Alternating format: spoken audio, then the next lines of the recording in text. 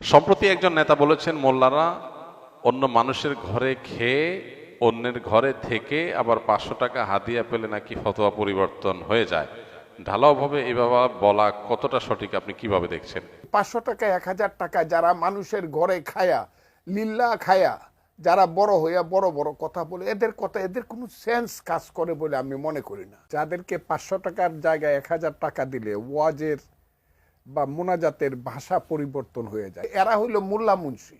মোল্লাতন্ত্র কিন্তু ইসলাম নয়। কাজে এই বাংলাদেশে মোল্লাতন্ত্র হয়েছে আর ধর্মের নামে ব্যবসা শুরু হয়েছে। দেখেন, প্রথম কথা হলো, হুজুররা অনেকেই মানুষের দান খয়রাত হাদিয়া তোহফা এগুলো দিয়ে চলে।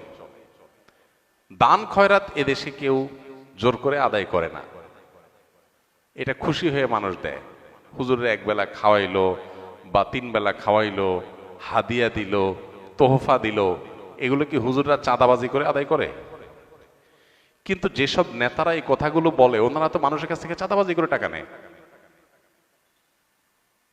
রাজনৈতিক নেতারা, আমি সবাইকে ঢালাওভাবে বলছি না, রাজনীতি করতে গিয়ে নেতা হতে গিয়ে মানুষের কাছ থেকে চাঁদাবাজি করে টাকা নেওয়ার কালচারে যারা অভ্যস্ত, বা যেই সোসাইটিতে সেরকম কালচার পলিটিশিয়ানদের মধ্যে অনেকের মধ্যে আছে, বিভিন্ন দলে আছে, সব দলেই কম বেশি আছে, এই কালচারে যারা ডুবে আছে, তারা যদি আলেম সমাজকে বলে 500 টাকা 1000 টাকা মানুষ আল্লাহর রাস্তায় দিলে খায়, তাহলে এটা হলো চালনি সুইকে যে বলে তোমার পেছনে ছিদ্র আছে, ওই রকম।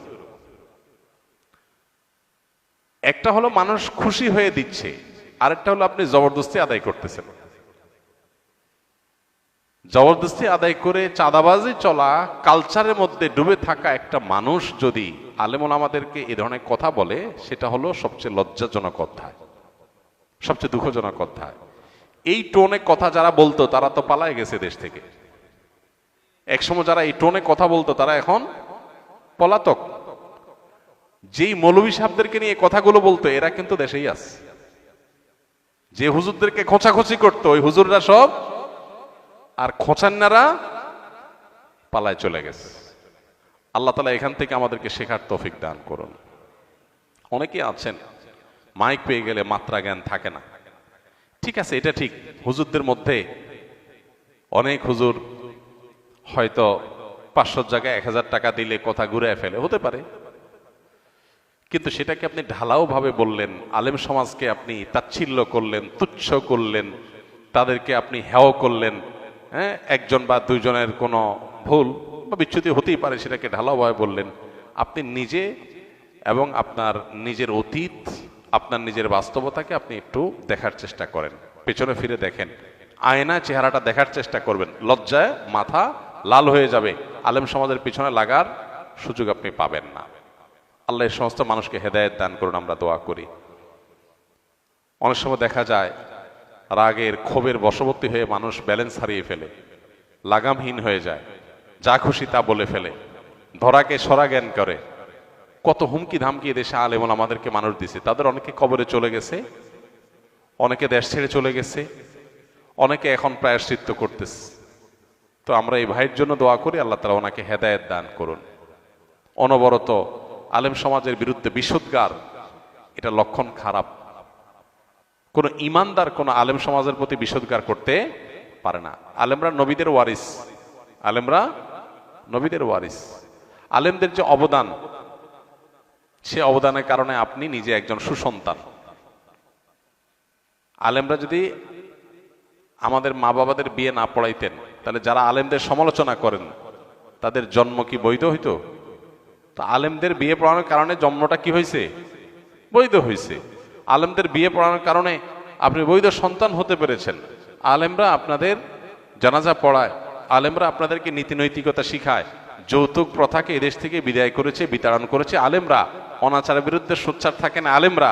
আলেমদের অবদান খুঁজে পান না? হাজার হাজার অবদান আপনি খুঁজলে পাবেন। আল্লাহ তাআলা সেটা খোঁজার মতো বিবেক বুদ্ধি দান করুন। কোনো আলেম বা কোনো হুজুর বা কোনো টুপি দাঁড়িয়েলার কোনো কথায় আপনি হয়তো কষ্ট পেয়েছেন, হয়তো কেউ আপনাকে গোচা দিয়েছে, সেটা আপনি ঢালাওভাবে সব আলেমদের উপরে চাপানোর চেষ্টা করলেন। এটা দুর্ভাগ্যজনক একটা বাস্তবতা। আল্লাহ তাআলা আমাদের নেতাদেরকে সহনশীল হওয়ার তৌফিক দান করুন। কিভাবে মানুষ নেতা হয় যদি এতটুকু সহনশীলতা না থাকে? ঢালাওভাবে তার ক্ষোভ জেদ এটা উদ্গীরণ করে আলেম সমাজের উপরে। খুবই দুর্ভাগ্যজনক একটা বাস্তবতা। এদেশে আলেমদের প্রতি মানুষের যে সম্মান, এই সম্মান অন্য কোনো সেক্টরের মানুষের প্রতি নাই। অনেক পয়সাওয়ালা ক্ষমতাওয়ালা নেতা, তাদেরকে মানুষ সম্মান করে ভয়ে, আর আলেমদেরকে যে সম্মান করে সেটা হলো ভেতর থেকে স্বতঃস্ফূর্ত ভাবে। অতএব আলেমদের দেখে হিংসা হলে তাদের মতো চরিত্র অর্জন করেন, তাদের মতো হওয়ার চেষ্টা করেন, তাদের খোঁচাখুচি করে লাভ নাই। মানুষ জাতিকে আল্লাহ নিজ হাতে তৈরি করেছেন, যদি করে মানুষ জাতিকে কি আল্লাহ নিজ হাতে তৈরি করেছেন? যদি করেও থাকেন তাহলে একজন মানুষকে তৈরি করতে কত সময় লেগেছে? কেননা একজন বক্তা দাবি করেছে ওনার তরিকার আরেক বক্তাকে তৈরি করতে নাকি আল্লাহ 30 বছর সময় লেগেছে। নাউজুবিল্লাহ।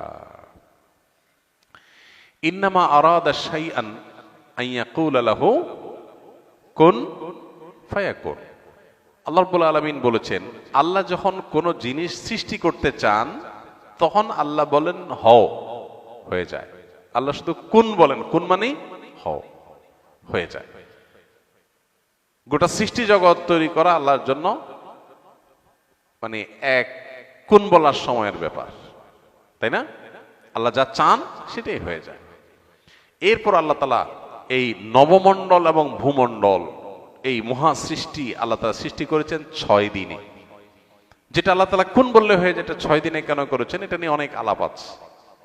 আল্লাহ তাআলা আগে একটা সৃষ্টি করেছেন, পরে একটা সৃষ্টি করেছেন। এখানে মানুষকে কাজের ধারাবাহিকতা, প্রত্যেকটা কাজ করার ক্ষেত্রে একটা সিস্টেমিক্যাল ওয়ে অবলম্বন করা, একটা ধারাবাহিকতা মেনটেন করা, কোনটা আগে কোনটা পরে সেই শৃঙ্খলা রক্ষা করে কাজ করা, এটার শিক্ষা দেওয়ার জন্য আল্লাহ তাআলা এই সময় নিয়েছেন। কিন্তু আল্লাহ তাআলা সময়ের প্রয়োজন নাই।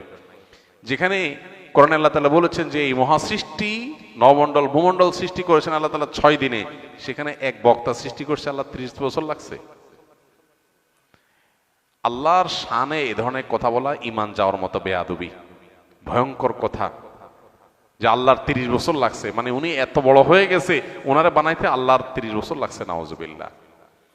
আপনি কোনো আলেমের মর্যাদা বর্ণনা করবেন, তার যোগ্যতা থাকলে সেটা বলবেন, 100 বার বলেন, কিন্তু বলতে গিয়ে যদি আল্লাহর শানে বেয়াদবি করে ফেলেন, আল্লাহর জন্য তারে বানানো কঠিন হয়ে গেছে, সে এত বড়, তাহলে মানে আল্লাহর জন্য কঠিন করে ফেলছে বিষয়। মানে কোনো কোনো ক্ষেত্রে এই ক্ষেত্রে তিনি আল্লাহ মানে আল্লাহর সাথে তাকে আপনি আল্লাহর শক্তির সাথে তার সৃষ্টিকে আপনি কম্পেয়ার করলেন, মানে তার মাহাত্ম্য তুলতে গিয়ে আল্লাহর সাথে বেয়াদবি করলেন। কুফরি, কুফরি কথা, এ ধরনের কথা। আল্লাহ তাআলা আমাদেরকে হেদায়েত দান করুন। নবীকে সৃষ্টি করতে আল্লাহ তাআলা তো এরকম আলাদা করে এত বছর লাগছে কোনো হাদিসে আমরা জানি না সাল্লাল্লাহু আলাইহি সাল্লাম। সেখানে কোনো বক্তাকে সৃষ্টি করতে লাগবে কেমনে? আর আলাদা আলাদা করে আল্লাহ তো একজন একজন করে সৃষ্টি করেন নাই। আল্লাহ সৃষ্টি করেছেন আদম এবং হাওয়া, তাদের থেকে বাকি সব মানুষ সৃষ্টি করেছেন। আর সকল সৃষ্টি যত মানুষ কিয়ামত পর্যন্ত আসবে তাদের সবাইকে আল্লাহ তাআলা একসাথে আদম আলাইহিস সালামের পিঠে আল্লাহ তাআলা দিয়েছেন, হাদিসে রয়েছে। তো এগুলো সবগুলো আল্লাহর জন্য একটা কোন বলার ব্যাপার। অতএব এই কথাগুলো নিছকই ভ্রান্ত কথা।